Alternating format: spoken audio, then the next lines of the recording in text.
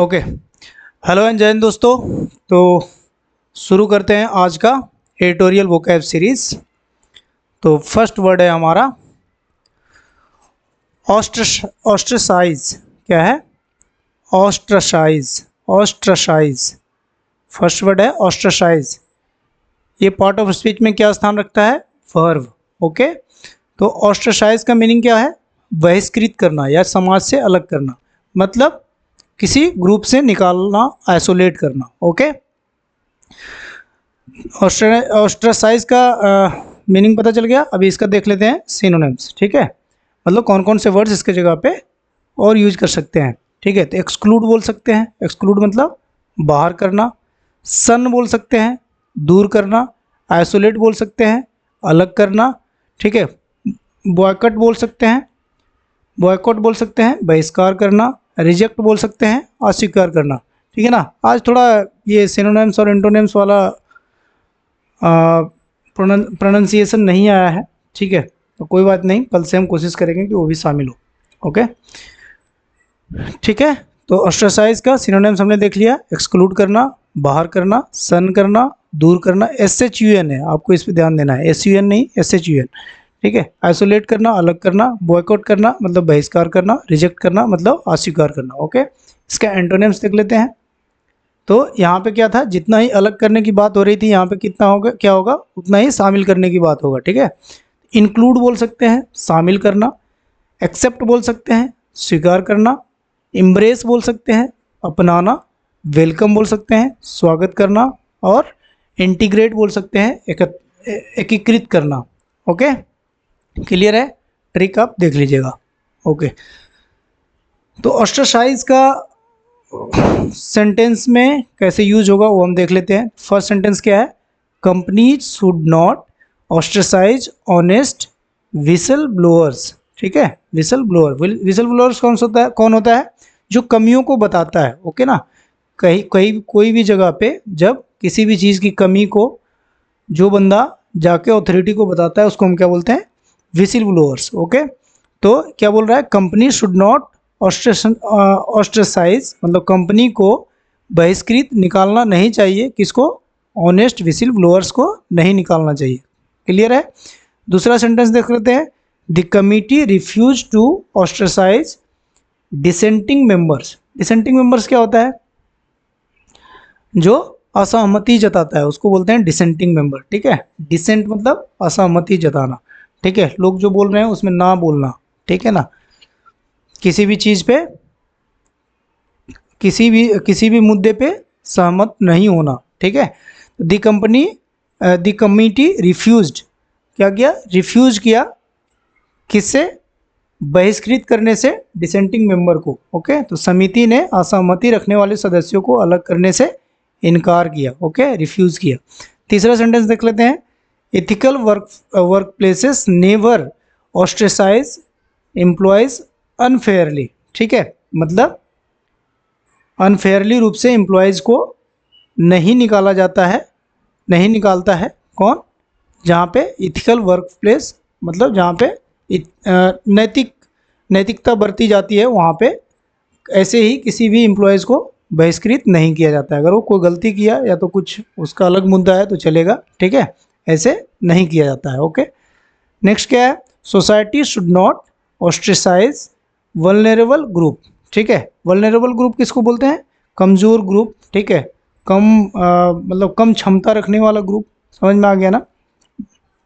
तो society should not ऑस्ट्रेसाइज मतलब society को, ऐसे ग्रुप को बहिष्कृत नहीं करना चाहिए। क्लियर है? फिफ्थ सेंटेंस में देख लेते हैं। Fair institution discourage attempt to ostracise individuals. ठीक है, इंडिविजुअल्स को क्या करने से डिस्करेज करता है? ऑस्ट्रेसाइज करने से, मतलब बहिष्कृत करने से। Okay, okay. कन्फ्यूजन वर्ड्स आप देख लीजिएगा। ठीक है, जैसे ये ऑस्ट्रेसाइज है, ऐसे क्रिटिसाइज होता है। देखने सुनने में एक जैसा लग रहा है, लेकिन दोनों का मीनिंग डिफरेंट है। Okay, okay. नेक्स्ट वर्ड देखते हैं। वर्ड 2 क्या है? टेंटमाउंट। क्या है? टेंटमाउंट। टेंटमाउंट कैसा वर्ड है? एडजेक्टिव है। ओके, टेंटमाउंट। टेंटमाउंट का मतलब क्या होता है? के बराबर, इक्विवेलेंट जिसको बोलते हैं। ठीक है, इक्विवेलेंट इन इफेक्ट और वैल्यू। कोई भी चीज़ अगर इफेक्ट और वैल्यू में इक्विवेलेंट है तो उसको क्या बोलेंगे, टेंटामाउंट। ठीक है, इसका सिनोनिम्स देख लेते हैं। तो टेंटामाउंट का सिनोनिम्स हो सकता है इक्विवेलेंट, इसका मतलब होता है समतुल्य, इक्वल बोल सकते हैं बराबर, ठीक है, कंपेरेबल बोल सकते हैं तुलनीय, ठीक है, आइडेंटिकल बोल सकते हैं समान, और कोरेस्पेंडिंग बोल सकते हैं जो अनुरूप हो। ओके, एंटोनिम्स इसका उल्टा हो जाएगा। ठीक है, यहाँ पे जितना ही इक्विवेलेंट की बात हो रहा था इतना इधर इतना ही उल्टा बात होगा। ठीक है, तो डिफरेंट बोल सकते हैं भिन्न, ठीक है, अनइक्वल बोल सकते हैं असमान, इन्फीरियर बोल सकते हैं निम्न, सुपीरियर बोल सकते हैं श्रेष्ठ। ठीक है, मतलब इसमें भी बराबर नहीं है इसमें भी बराबर नहीं है, इसीलिए इसको हम एंटोनिम्स के रूप में यूज कर सकते हैं। डिस्टिंक्ट बोल सकते हैं अलग। क्लियर है? ओके, अभी टेंटामाउंट का यूजेस देख लेते हैं। ठीक है, तो ignoring compliance is tantamount to inviting penalties. ठीक है ना, इग्नोरिंग कंप्लायंस जो है मतलब अनुपालन की अनदेखी करना किसके बराबर है, दंड को आमंत्रित करने के बराबर है। टेंटामाउंट मतलब क्या था, इक्विवेलेंट मतलब बराबर, किसके बराबर, इनवाइटिंग पेनल्टीज, पेनल्टीज को इनवाइट करने के बराबर है क्या, कंप्लायंस इग्नोर करना। क्लियर है? दूसरा देख लेते हैं, financial fraud is tantamount to breach of trust. ठीक है, मतलब फाइनेंशियल फ्रॉड जो है किसके जैसा है, ट्रस्ट को ब्रीच करने जैसा है। ठीक है, वित्तीय धोखाधड़ी विश्वासघात के बराबर है। ओके, नेक्स्ट क्या है, misleading investor is, misleading investor मतलब इन्वेस्टर को मिसलीड करना किसके जैसा है, डिसेप्शन। ठीक है, टेंटामाउंट टू डिसेप्शन, डिसेप्शन का मतलब क्या होता है, धोखा। ठीक है, धोखे के समान है। ओके, हिंदी आप आराम से देख सकते हैं। ठीक है ना, इसको जब तक आप थोड़ा सा बढ़िया से मिलाएंगे नहीं ना तब तक आपके दिमाग में छपेगा नहीं बातें। ठीक है, तो हिंदी भी आप अच्छे से पढ़िए और इसका एग्जैक्ट मीनिंग समझने की कोशिश कीजिए कि टेंटामाउंट का यहाँ पे किस तरीके से यूज हो रहा है। ठीक है, नेक्स्ट देख लेते हैं, delaying disclosure is tantamount to negligence. ठीक है, डिस्क्लोजर को डिले करना किसके बराबर है, नेग्लिजेंस के बराबर है, मतलब खुलासा करने में देरी जो है। ठीक है, डिलेइंग डिस्करेज करना लापरवाही के बराबर है, नेग्लिजेंस के बराबर है। फिर देख लेते हैं, tax evasion is often tantamount to financial misconduct, किसके बराबर है, टैक्स इवेजन किसके बराबर है, किसके जैसा है, फाइनेंशियल मिसकंडक्ट के जैसा है। ठीक है ना, कर चोरी वित्तीय कदाचार के समान होती है। ठीक है, कंफ्यूजिंग वर्ड आप देख लीजिएगा। ओके, थर्ड वर्ड है हमारा क्या, रिड्रेस। क्या है, रिड्रेस। ओके, अभी रिड्रेस को हम वर्ब के भी जैसा यूज कर सकते हैं, नाउन के भी जैसा यूज कर सकते हैं। ठीक है, जिसका मतलब क्या होता है, किसी भी चीज का समाधान करना, सुधार करना। ठीक है, टू करेक्ट और रिमेडी ए रॉन्ग और अनफेयर सिचुएशन। क्लियर है? सिनोनिम्स इसका देख लेते हैं, इसको रिमेडी बोल सकते हैं, समाधान करना। ठीक है, रिड्रेस को क्या बोल सकते हैं, रिमेडी बोल सकते हैं, समाधान करना। रेक्टिफाई बोल सकते हैं, सुधारना। करेक्ट बोल सकते हैं, ठीक करना। कंपेंसेट बोल सकते हैं, क्षतिपूर्ति करना। और रिजॉल्व बोल सकते हैं, ठीक है, समाधान करना। अब जितना ही इसमें समाधान करने की बात थी, एंटोनिम्स में क्या हो जाएगा, उतना ही बिगाड़ने की बात हो जाएगा। ठीक है, तो एग्रावेट बोल सकते हैं, एग्रावेट मतलब और बिगाड़ना होता है। वर्सन बोल सकते हैं, और ख़राब कर देना। ठीक है, और इग्नोर बोल सकते हैं, अनदेखा करना। और नेग्लेक्ट बोल सकते हैं, नेग्लेक्ट मतलब ये क्या होता है, अनदेखा करना। डैमेज बोल सकते हैं, नुकसान पहुंचाना। क्लियर है? ओके, रिड्रेस का सेंटेंस में यूजेस देख लेते हैं। सबसे इंपॉर्टेंस जो है ना, आपको याद करने में जो हेल्प करेगा, ये सेंटेंस से हेल्प करेगा। ठीक है, तो इस सेंटेंस को आप दोबारा तिबारा आराम से देखिए। ठीक है ना, हिंदी और इंग्लिश आप अच्छे से मिलाइए कि अच्छा इसका जो है, इसमें जो वर्ड आ रहा है रिड्रेस, रिड्रेस, रिड्रेस, रिड्रेस, ठीक है, और रिड्रेस, इसका यूजेज जो है एग्जैक्टली किसके लिए हो रहा है। ठीक है, जैसे आप यूजेज को देखेंगे आपको सेंटेंस का मीनिंग जो है दिमाग में छपेगा। ठीक है, नहीं तो याद तो हम ऐसे भी कर सकते थे ना, ओनली इसी एक एक स्लाइड ओनली वर्ड का देख लेते, सिनोनिम्स एंटोनिम्स देख लेते। ये आपको सेंटेंस इसीलिए दिया गया है ताकि आपको प्रैक्टिकली उसका यूज कहाँ पे होता है, कैसे होता है। ठीक है, वो जब आप पढ़ोगे 5-5 सेंटेंस तो दिमाग में वो बात ज़्यादा देर तक रहेगी, और जैसे जितना ज़्यादा रिवीजन करोगे वो आपके दिमाग में उतना ज़्यादा छपेगा और उतना देर तक रहेगा और इतना ही आपको याद रहेगा। ठीक है, ओके। तो फर्स्ट वर्ड देख लेते हैं, the bank acted quickly to redress customer grievances. ठीक है, तो जो कस्टमर का जो भी शिकायत था उस पर बैंक ने क्या किया, क्विकली काम करके समाधान किया, रिड्रेस किया। क्लियर है। Authorities promise to redress regulatory gap, मतलब रेगुलेटरी गैप्स जो भी है, ठीक है, जो भी कमियां हैं उसमें ऑथोरिटीज ने क्या प्रॉमिस किया, उस पर काम करने का, दूर करने का आश्वासन किया, प्रॉमिस किया। ठीक है। थर्ड क्या है, the scheme aims to redress rural inequalities. ठीक है, स्कीम का क्या एम था, क्या एम था, रिड्रेस करना, क्या, रूरल इनइक्वलिटीज जो है। ठीक है, तो योजना जो है ग्रामीण असमानताओं का समाधान करने का लक्ष्य रखती है। ठीक है। कोर्ट्स हेल्प रिड्रेस इनजस्टिस, क्या रिड्रेस करने की बात कर रहा है, इनजस्टिस, समझ में आ गया, अन्याय। क्लियर है। फिफ्थ क्या है, प्रॉम्प्ट एक्शन, मतलब त्वरित एक्शन, जल्दी वाला action, can redress public concern, जो भी पब्लिक की शिकायतें हैं, ठीक है, जो भी पब्लिक का प्रॉब्लम्स है उसको रिड्रेस कर सकती है। क्या, जब प्रॉम्प्ट एक्शन लिया जाए, फटाफट एक्शन लिया जाए तो वो पब्लिक कंसर्न को रिड्रेस कर सकती है। क्लियर आ गया। तो रिड्रेस का मतलब क्या था यहाँ पे, समाधान करना। ओके, कंफ्यूजिंग वर्ड आप देख लीजिएगा। ओके, चलो फोर्थ वर्ड देखते हैं अभी, इंट्रांसिजेंट। ठीक है, इंट्रांसिजेंट भी बोल सकते हैं, इंट्रांसिजेंट भी बोल सकते हैं। ठीक है, इंट्रांसिजेंट, इंट्रांसिजेंट। ठीक है, कैसा वर्ड है, एडजेक्टिव, इंट्रांसिजेंट। ठीक है, इसका मतलब क्या होता है, अड़ियल। ठीक है, जो समझौता नहीं करने चाहता है, ठीक है, जो हठी है, अपने बात पे जिद्दी है। समझ में आ गया। इसके लिए हम कौन सा वर्ड यूज करेंगे, इंट्रांसिजेंट, इंट्रांसिजेंट। क्लियर है।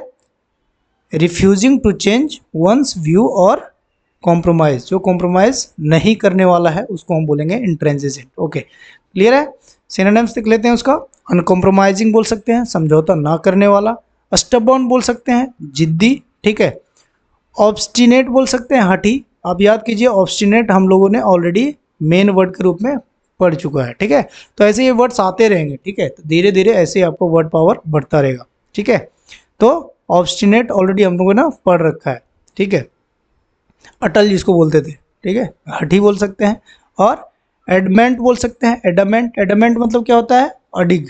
ठीक है, इनफ्लेक्सिबल बोल सकते हैं, जो मतलब चेंज होने के लिए राजी नहीं है। ठीक है, इनफ्लेक्सिबल, अड़ियल, एक बात पे अड़ियल। ठीक है, एक डिसीजन पे अड़ियल। क्लियर है। एंटोनिम्स बोल देख लेते हैं, ये जितना ही अनकॉम्प्रोमाइजिंग था, जितना ही इनफ्लेक्सिबल था, इतना ही ये फ्लेक्सिबल हो जाएगा। ठीक है, फ्लेक्सिबल बोल सकते हैं, जो चेंज होने के लिए रेडी हो, लचीला। ठीक है, कोऑपरेटिव बोल सकते हैं। ठीक है, कि हाँ कोऑपरेट कर रहा है, कुछ हम चेंज करने की बात कर रहे हैं तो उसमें भी हाँ बोल रहा है, नहीं बोल रहे हैं उसमें भी हाँ बोल रहा है, दैट इज कोऑपरेटिव। ठीक है, आपके मत के अनुसार जो चल रहा है उसको बोलते हैं कोऑपरेटिव, सहयोगी। ठीक है ना। एग्रीगेबल बोल सकते हैं, एग्रीएबल। एग्रीएबल क्या होता है, सहमत होने वाला। ठीक है, एकोमोडेटिंग बोल सकते हैं। ठीक है, और इल्डिंग बोल सकते हैं। ठीक है, इल्डिंग, झुकने वाला। क्लियर है। ओके, इंट्रांसिजेंट का अभी सेंटेंस में यूजेस देख लेते हैं। ठीक है, तो एन इंट्रांसिजेंट, इंट्रांसिजेंट कैसा वर्ड था, एडजेक्टिव, एडजेक्टिव वर्ड था। ठीक है, तो नॉन प्रोनाउन के पहले आएगा, देखना। एन इंट्रांसिजेंट एटीट्यूड, कैसा एटीट्यूड, इंट्रांसिजेंट एटीट्यूड, मतलब नहीं बदलने वाला, हठी attitude. Can delay important reforms, तो हठी एटीट्यूड क्या कर सकता है, अड़ियल रवैया क्या कर सकता है, डिले कर सकता है इंपॉर्टेंट रिफॉर्म्स को आने में। समझ में आ गया, अड़ियल रवैया महत्वपूर्ण सुधारों में देरी कर सकता है। ठीक है, क्योंकि वो चेंज करने के लिए रेडी ही नहीं है अपना मन। ठीक है, नेक्स्ट वर्ड देखते हैं, the negotiations failed because both parties remain intransigent. ठीक है, बोथ पार्टी क्या था, अपने अपने डिसीजन पे अड़ियल था, एक दूसरे से समझौता करने के लिए रेडी नहीं था, इसलिए निगोशिएशन क्या हो गया, फेल्ड हो गया। ठीक है, थर्ड देख लेते हैं, regulators discourage intransigent behaviour by institution. Regulators ने क्या किया, डिस्करेज किया कि कैसे बिहेवियर को, अड़ियल बिहेवियर को, नहीं बदलने वाला विचार को, नहीं बदलने वाले बिहेवियर को। समझ में आ गया। फोर्थ है क्या, the committee urged leaders to avoid an intransigent stand. समझ में आ गया, कमेटी ने क्या किया, अर्ज किया लीडर्स को कि आपको ऐसा स्टैंड नहीं रखना है जिसमें आप कुछ भी बदलाव नहीं कर सकते हो, मतलब ज़रूरत के अनुसार आपको बदलाव करने चाहिए। क्लियर है। फिफ्थ क्या है, successful governance requires dialogue not intransigent position. समझ में आ गया। सक्सेसफुल गवर्नेंस क्या है, सफल शासन के लिए संवाद आवश्यक है, मतलब बातचीत करके उसको सुलटाना है, ये नहीं कि आप जो बोल दिए वही फाइनल है। ठीक है, ओके। कंफ्यूजिंग वर्ड आप देख लीजिएगा। ओके, तो आज का लास्ट वर्ड हम देख लेते हैं, क्या है, प्रीरोगेटिव। प्रीरोगेटिव, प्रीरोगेटिव, प्रीरोगेटिव मतलब क्या होता है, विशेष अधिकार। समझ में आ गया। ऑथोरिटी, कोई भी चीज़ करने के लिए जो ऑथोरिटी है, जैसे नोट प्रिंटिंग का ऑथोरिटी कौन है, नोट प्रिंट कहाँ से होता है, आरबीआई। और कोई कर सकता है क्या नोट प्रिंटिंग, है कोई कर सकता है, नहीं कर सकता है। समझ में आ गया। तो ये नोट प्रिंटिंग किसका प्रीरोगेटिव है, आरबीआई का। इससे आप याद रखिएगा, इस एग्जांपल से आपको थोड़ा सा क्लियर हो जाएगा। समझ में आ गया। तो इसका सिनोनिम्स देख सकते हैं। ठीक है, प्रिविलेज बोल सकते हैं, विशेषाधिकार, राइट बोल सकते हैं, अधिकार, ऑथोरिटी बोल सकते हैं, अधिकार, पावर बोल सकते हैं, शक्ति, एंटाइटलमेंट बोल सकते हैं, अधिकार। समझ में आ गया। इसका ठीक उल्टा क्या हो जाएगा, ड्यूटी बोल सकते हैं, कर्तव्य, ऑब्लिगेशन बोल सकते हैं, दायित्व, रिस्पॉन्सिबिलिटी बोल सकते हैं, जिम्मेदारी। ठीक है, इधर जितना ऑथोरिटी की बात हो रहा था, इधर इतना पालन करने वाला बात होगा। समझ में आ गया। रेस्ट्रिक्शन बोल सकते हैं, प्रतिबंध। ठीक है, लिमिटेशन बोल सकते हैं, सीमा। क्लियर है। ओके, अब इसके यूजेस देख लेते हैं। ठीक है, प्रीरोगेटिव का यूजेस देख लेते हैं। फर्स्ट सेंटेंस क्या है, इट इज़ द रेगुलेटर्स प्रीरोगेटिव। क्या मैं बोला था, जैसे आरबीआई का मैंने उदाहरण दिया था, तो मान लो यहाँ पे आरबीआई रेगुलेटर्स है, तो उसका ये अधिकार है टू इशू न्यू गाइडलाइंस। समझ में आ गया। तो नए दिशा निर्देश जारी करने का विशेष अधिकार किसको है, रेगुलेटर्स को है। समझ में आ गया, जो भी उसको रेगुलेट कर रहा है। सेकंड देख लेते हैं, every customers has the prerogative to file a complaint. समझ में आ गया। एवरी कस्टमर्स के पास कौन सा अधिकार है, to file a complaint, complaint करने का, शिकायत दर्ज करने का अधिकार है। क्लियर है। थर्ड देख लेते हैं, the board exercise it's prerogative. Board ने क्या एक्सरसाइज किया, अपना पावर, ऑथोरिटी। ठीक है, क्या करने के लिए, to appoint a new CEO. समझ में आ गया। नया सीईओ को अपॉइंट करने के लिए बोर्ड ने क्या किया, अपना पावर इस्तेमाल किया, विशेषाधिकार जो इसको राइट था उसका पालन एक्सरसाइज किया। क्लियर है। फोर्थ क्या है, parliament has the prerogative, parliament has the prerogative to enact laws. Parliament के पास क्या है, प्रेरोगेटिव, अधिकार है, क्या करने के लिए, लॉ को इनेक्ट करने के लिए, लॉ को बनाने के लिए। क्लियर है, या लागू करने के लिए। फिफ्थ क्या है, the governor acted with in his constitutional prerogative. ठीक है, प्रेरोगेटिव किसको, किसके बात कर रहा है, गवर्नर क्या किया, एक्ट किया with in his constitutional prerogative, मतलब कॉन्स्टिट्यूशन के अनुसार जो उसके अधिकार दिए गए हैं उसके अनुसार उसने एक्ट किया। क्लियर है। राज्यपाल ने अपने संवैधानिक विशेषाधिकार के अंतर्गत कार्य किया। क्लियर हो गया। 5 वर्ड्स फटाफट देख लेते हैं। आज हमने क्या क्या पढ़ा, ऑस्ट्रेसाइज पढ़ा। क्या पढ़ा, ऑस्ट्रेसाइज। ऑस्ट्रेसाइज का मतलब क्या था, ऑस्ट्रेसाइज का मतलब क्या था, बहिष्कृत करना, अलग करना। समझ में आ गया, सेपरेट करना। ठीक है, सेपरेट करना। ओके, और क्या पढ़ा हमने, टेंटामाउंट। टेंटामाउंट मतलब क्या होता है, इक्विवेलेंट। क्या होता है, इक्विवेलेंट। क्लियर है। थर्ड हमने क्या पढ़ा, रिड्रेस। रिड्रेस मतलब क्या था, समाधान करना या सुधार करना, किसी भी समस्या का सॉल्यूशन निकालना, दैट इज रिड्रेस। ठीक है। नेक्स्ट क्या था हमने पढ़ा, इंट्रांसिजेंट, जो हठी हो, अड़ियल हो, समझौता नहीं करने वाला हो, मतलब कॉम्प्रोमाइज़ नहीं करने वाला हो, उसको क्या बोलेंगे, इंट्रांसिजेंट बोलेंगे। फिर लास्ट वर्ड हमने क्या पढ़ा, प्रेरोगेटिव। प्रेरोगेटिव, ठीक है, प्रेरोगेटिव मतलब राइट। ठीक है, या ऑथोरिटी। समझ में आ गया, विशेष अधिकार। क्लियर है। ओके, अभी प्रीवियस डे का फटाफट रिवीजन कर देते हैं। प्रीवियस डे हमने कौन से 5 वर्ड पढ़े थे, ऑस्टेंसिबल हमने पढ़ा था, याद कीजिए आप। ऑस्टेंसिबल, ऑस्टेंसिबल क्या था उसका मतलब, जो दिखावटी हो, ऊपर ऊपर से हो, रियलिटी में कुछ और हो, उसको हम क्या बोलेंगे? ऑस्टेंसिबल। क्लियर है? रिसर्जेंस हमने पढ़ा था, रिसर्जेंस पुनरुत्थान करना, रिबाउंड करना, इंक्रीज होना, समझ में आ गया? रिसर्जेंट। और डिलेटरी पढ़ा था, क्या? विलंबकारी, डिले करना, टाल मटोल करना, समझ में आ गया? और इनएक्सोरेबल क्या पढ़ा था? जो अटल है, जिसको हम चेंज नहीं कर सकते, रिवर्स नहीं कर सकते, समझ में आ गया? इनएक्सोरेबल था। और क्या था? डिस्पैरेट। डिस्पैरेट क्या था? भिन्न था, समझ में आ गया? जो रेगुलर है उससे अलग, मतलब उसको बोलेंगे भिन्न या असमान, डिस्पैरेट। क्लियर है? अभी फटाफट आज जो 5 वर्ड हमने पढ़े हैं, आज का जो 5 वर्ड, वो हम फटाफट क्या करेंगे? इसमें फिल करने की कोशिश करेंगे। ठीक है? तो फटाफट आप कमेंट में भी लिख सकते हैं या तो आप खुद बना सकते हैं। क्लियर है? ये पहले आप 2 सेकंड, 3 सेकंड, 1 सेकंड, 5 सेकंड, जितना भी आपको दिमाग पे जोर देना है, एक बार जरूर सोचना है पहले, उसके बाद ही आगे बढ़ना है। तो यहाँ पे आप अपने वीडियो को कीजिए पॉज और फटाफट देखिए और कमेंट सेक्शन में लिखिए कि फर्स्ट कैसे लिखना है, फर्स्ट, और यहाँ पे वर्ड लिखना है, सेकंड वर्ड लिखना है, थर्ड वर्ड लिखना है। जैसे आप लिखोगे ना, आपको ज़्यादा प्रैक्टिस होगा और आपको याद होने का चांसेस बहुत ज़्यादा बढ़ जाएगा। ठीक है? तो फर्स्ट में देख लेते हैं, the central bank has the dash to frame monetary policy. क्या होगा? वही राइट की बात कर रहा है, अभी मैं बताऊंगा नहीं। ठीक है? पहले आप कीजिए। Customer grievances should be dash without unnecessary delay. ठीक है? थर्ड क्या है? Both parties remain dash during the negotiations making an agreement impossible. ठीक है?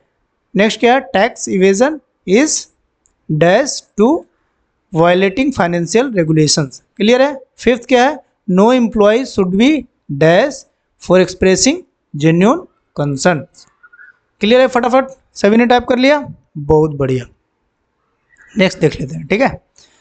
तो यहाँ पे क्या था? The central bank has the prerogative to frame. Prerogative मतलब क्या बोला था? राइट। सेंट्रल बैंक के पास है मॉनेटरी पॉलिसी का राइट, फ्रेम करने का राइट। क्लियर है? Customer grievances should be redressed without unnecessary delay, मतलब इसका समाधान विदाउट डिले किए हुए होना चाहिए।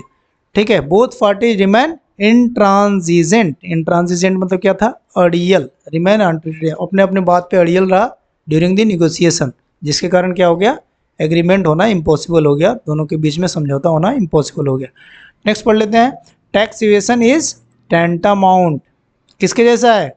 Violating financial regulation. Tax evasion अगर आप कर रहे हैं, ठीक है, धोखाधड़ी, तो ये फाइनेंशियल रेगुलेशन को वायलेट करने के जैसा है, के समान है। ठीक है? फिफ्थ क्या देख सकते हैं? No employees should be ostracise for expressing genuine concern.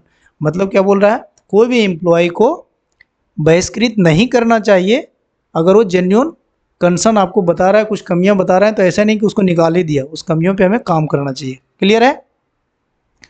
और स्टैंडिंग एफर्ट है, लगातार चल रहा है। ठीक है? तो इस तरीके से आप डेली इसको फॉलो करते रहिए, डेली आप देखते रहिए। ठीक है? इसी तरह हमारा वर्ड पावर बहुत अच्छा हो जाएगा। ठीक है? ओके, चलिए, ओके, जय हिंद, मिलेंगे कल।